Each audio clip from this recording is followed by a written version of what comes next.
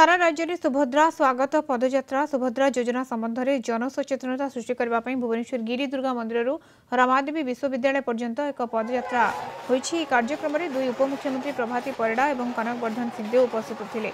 Mayor Sulochana दास, विधायक बाबू सिंह, खोर्धा जिलापाल चंचल समेत बहु व्यक्ति कार्यक्रम में जोगदे। परीक्षामूलक भाव में हिताधिकारी अकाउंट को 1 टंका पठाई शेष हिताधिकारी पर्यंत न पहुंचा जाए योजना चालू रपर्यंत 60 लाख महिला पंजीकरण कर 17 तारीख को नहीं भयभीत हूँ ना, सबू अकाउंट को टंका जीव बोली प्रभाती परिड़ा।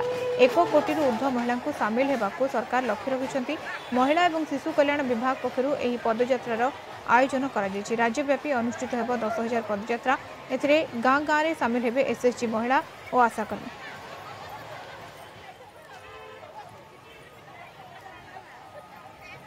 60 लाख पाखापाखि रेजिस्ट्रेशन हेलानी।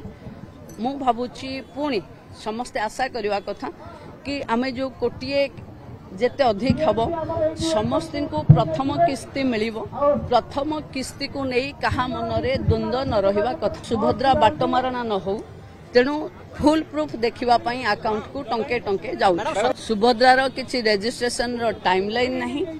सुभद्रा रे 17 तारिख रे भी जे रेजिस्ट्रेशन करथिबो से पाइबो, 17 पर भी जे करिवो से 5,000 पाइबो।